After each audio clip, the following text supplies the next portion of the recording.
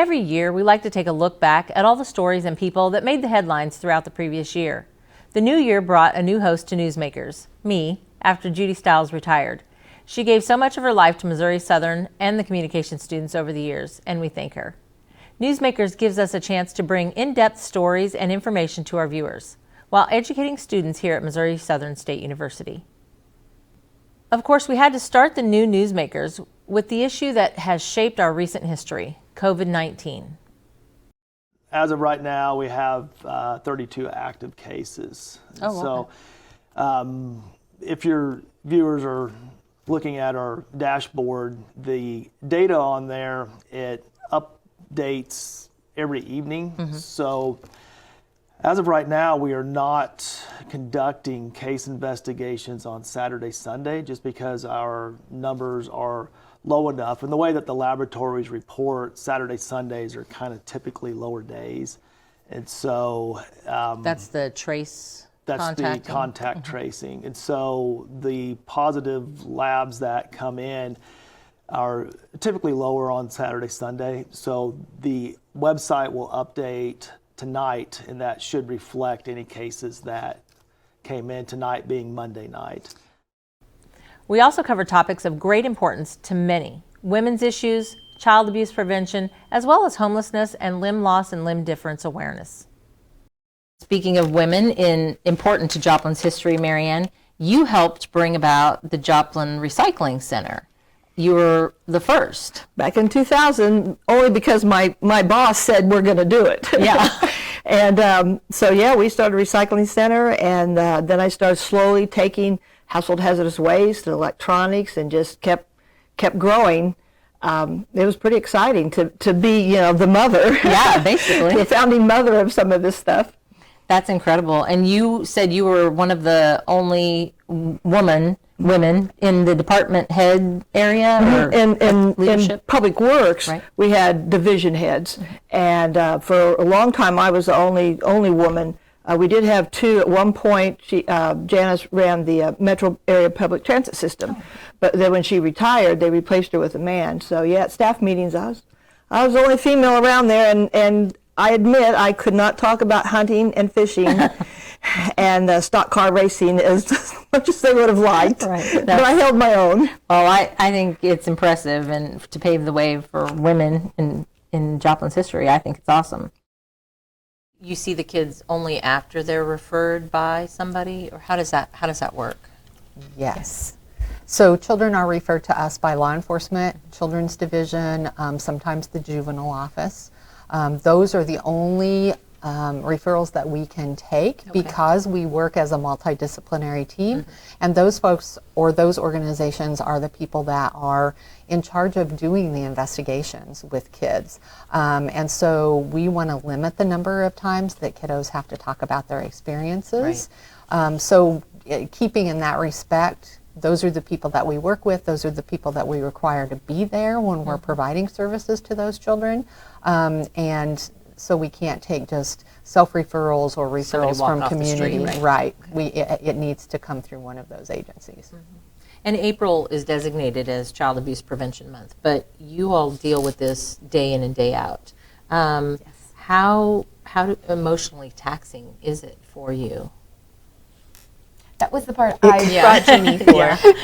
It can be very emotionally taxing. You're right. I mean, we hear horrific stories from children on a daily basis. And sometimes that can be real difficult.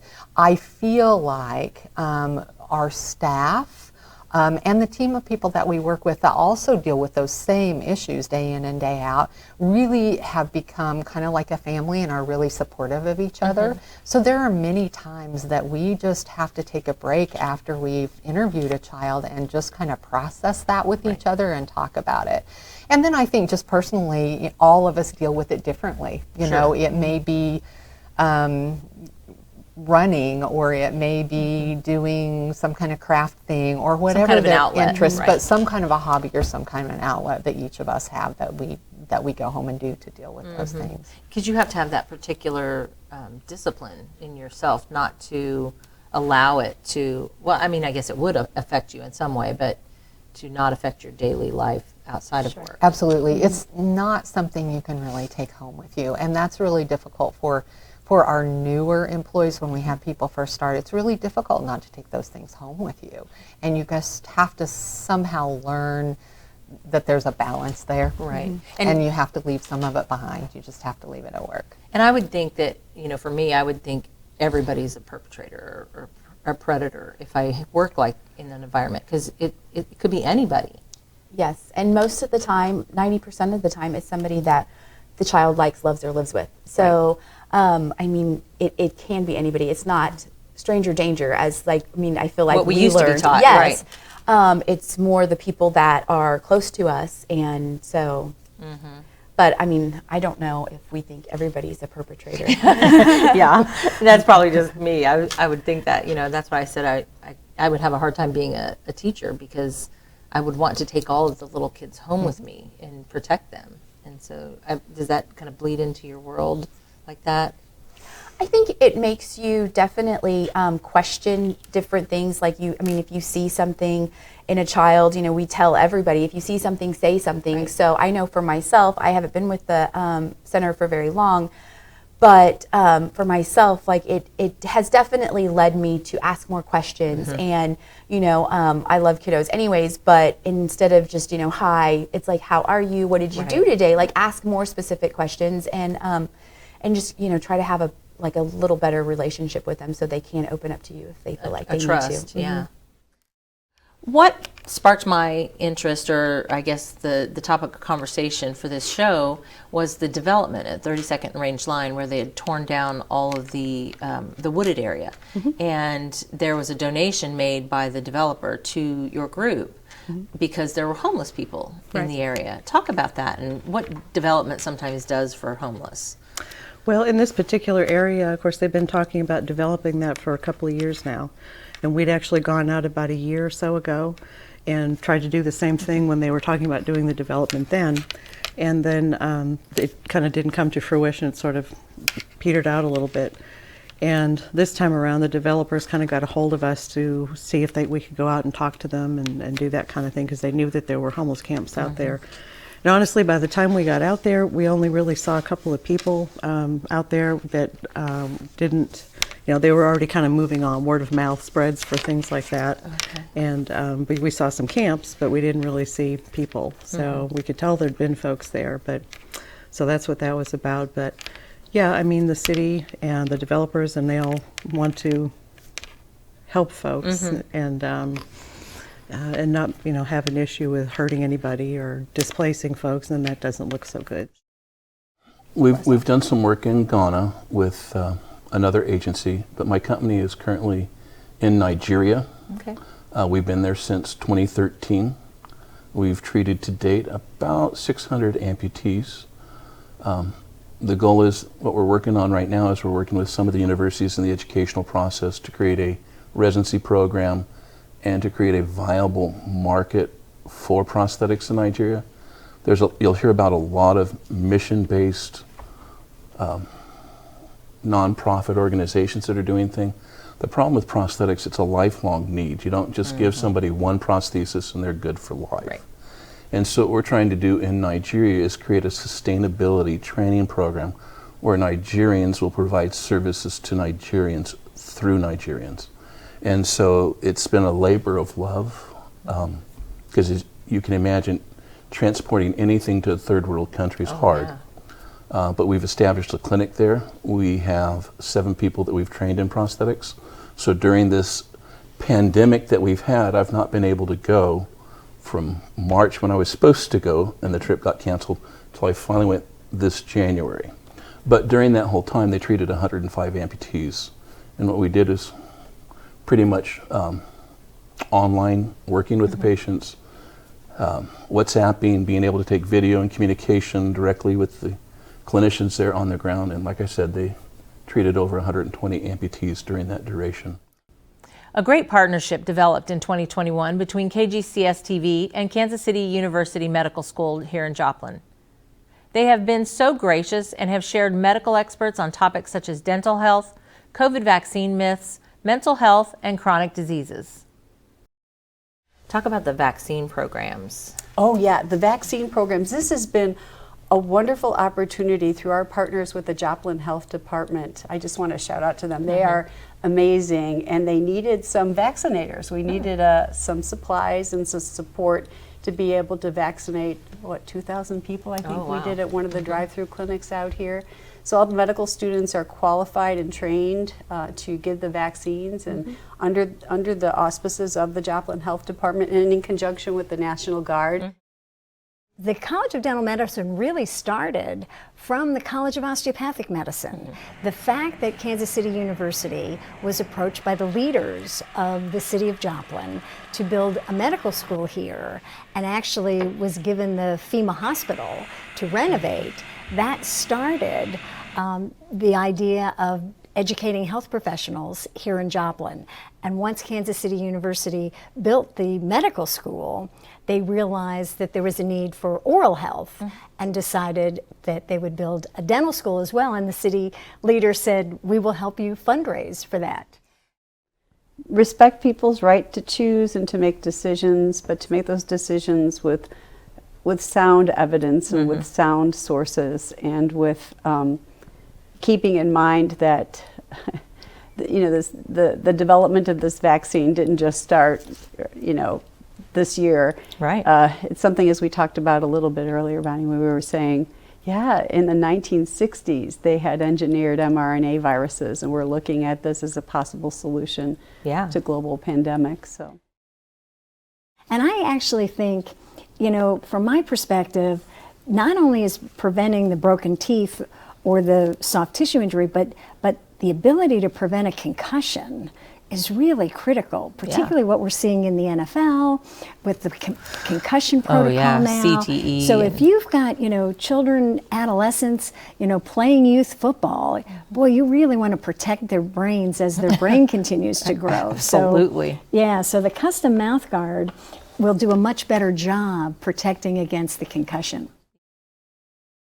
At Kansas City University, we provide mental health services for all of the medical students that are located on both the Joplin campus and the Kansas City campus.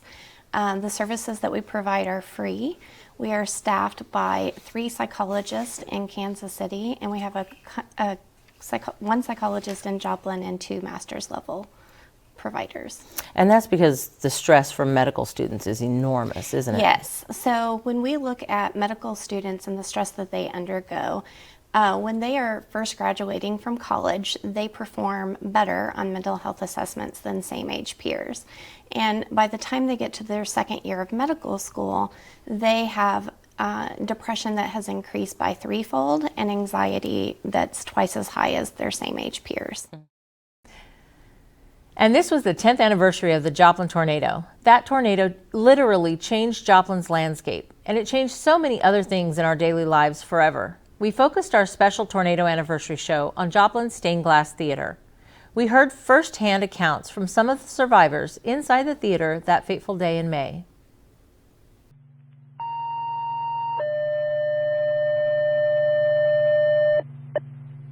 Stations, National Weather Service has issued a tornado warning for western Jasper County until 1800 hours. National Weather Service Doppler radar indicated a tornado 10 miles west of Carl Junction or 6 miles east of Columbus, moving east at 30 miles per hour. Storm has a history of producing funnel clouds and tennis ball size hail. Time of dispatch, 1713. Maiden Lane. Did you have further? I am in the... It's on the ground. 20 is the Maiden Lane. Looks like most of the storm, I believe, followed around 30 seconds. Joplin's got quite a bit of damage. I'm heading that direction now. Any particular area? I know St. John's was hit, in that area where my folks live was hit real hard right there by St. John's. I'm heading that direction. 115 Dingle. Jasper to all stations, fire west. Be advised St. John's was hit in this storm. 0541. Probably going to have the worst damage around 20th and Main. We've got whole buildings missing, multiple subjects injured. That day we lost 2 people instantly, and both of them were within 5 feet of me. quite literally, I should have been dead too. We walked out of the theater. As we walked out, I turned around and there was one person between Wendy and I, and she was covered with blood and just staring straight ahead, and I thought, oh my. And where was your wife? She was sitting at the top of the stairs going to the basement. And she was literally holding on to my grandson like this, and holding on for dear life. And he got something hit in his head and put a gash in his head.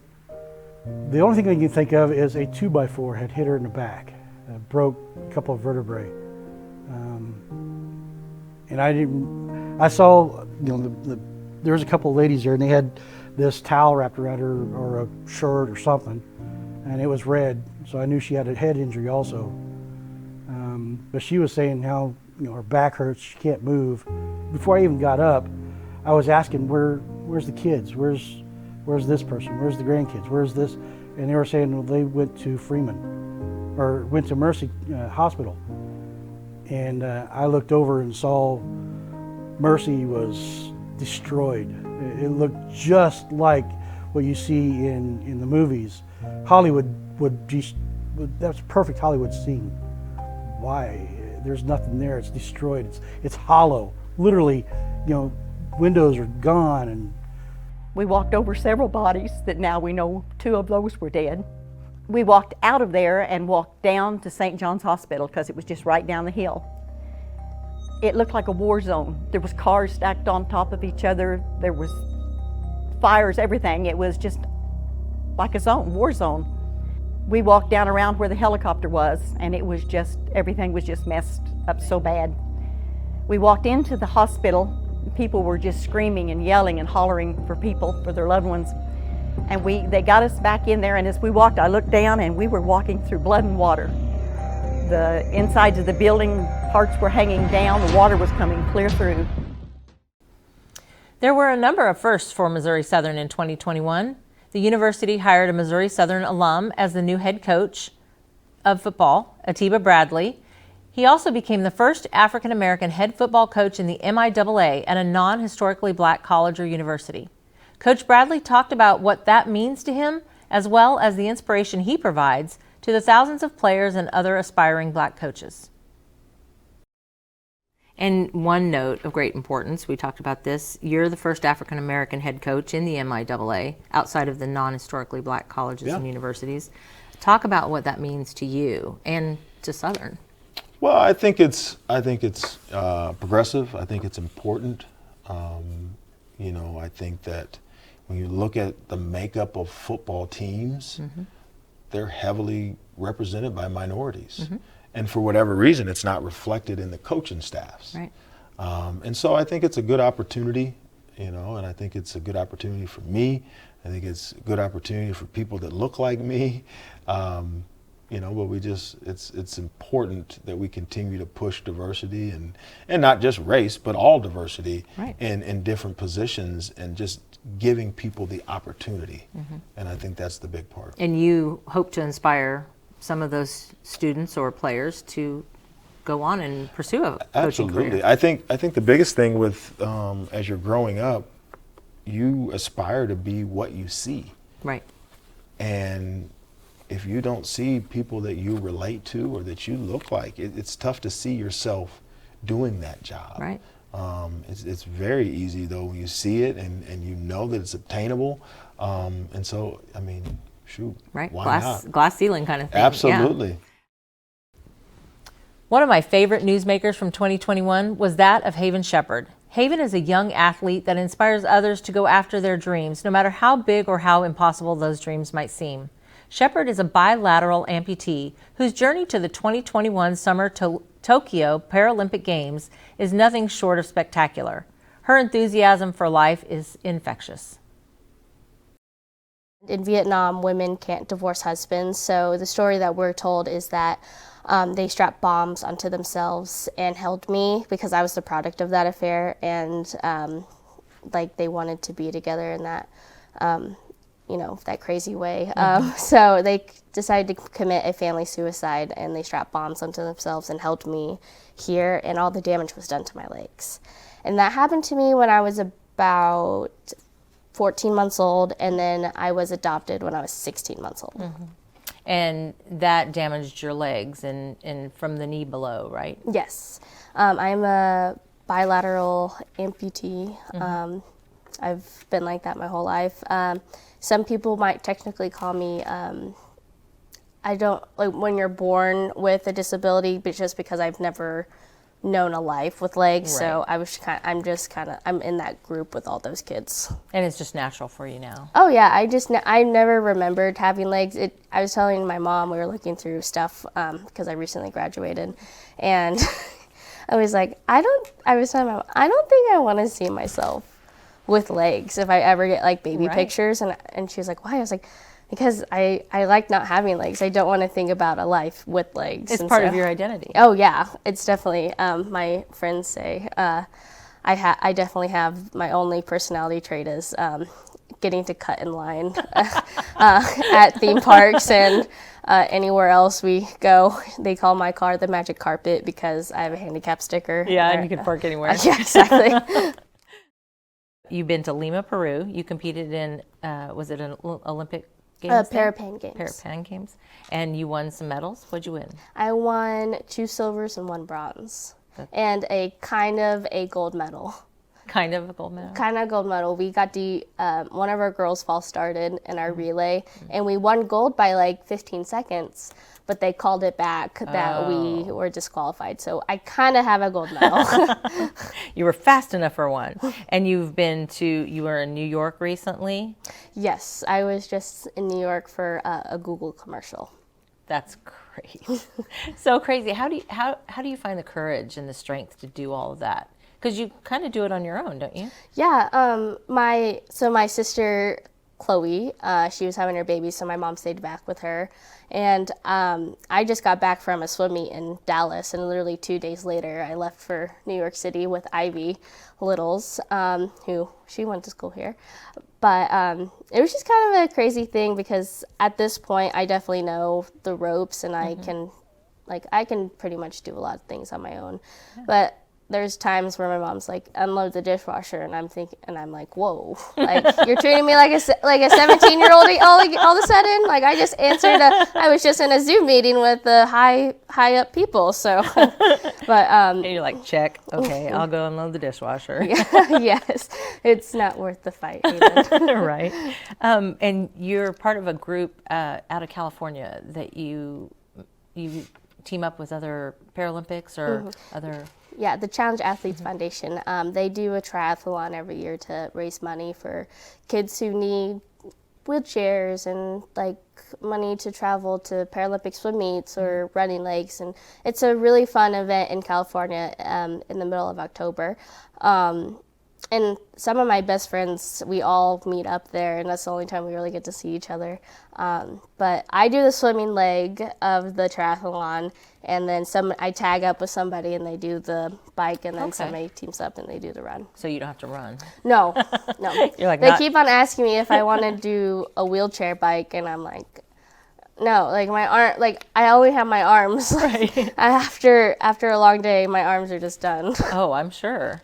But in the pool, you get to take off your legs, and does that feel natural to you? Mm-hmm. Yeah, of all the things I've done, like tried different sports and stuff, swimming just really stuck because I got to take off my legs. And like when I was in school, I had to wear my legs all day and go up and down stairs and go to 8 classes, and it was just a lot on my body. So when I would get in the water, all that stress and weight was just taken off, and also swimming brings a lot of healing because I'm definitely in the generation where we can't really stay quiet for a long time. I mean, come on, we have computers in our back of our pockets that keep us entertained all day. Yeah. But swimming is quiet. There's no sound, and it centers you. Yeah, it's just so peaceful. And by the time when it gets to the end of the day and I run through I have like a checklist of everything I think about throughout a swim practice. And by the time I get home, like I'm passed out, like I'm tapped out, nothing's left. Are people afraid to talk to you? Or do you think because of your fake legs, what do you? They're my prosthetics, my legs. Mm-hmm. They're my legs. Yeah, they're your legs. I have to keep in check. My friends that are also like in the Paralympics are like, I told them, I was like, I need to quit saying I don't have legs because I have legs. I just don't have feet. So right. But you did have feet on a couple of your. I did have feet. I just didn't get to keep them. Oh, they were just trial. Yeah, yeah.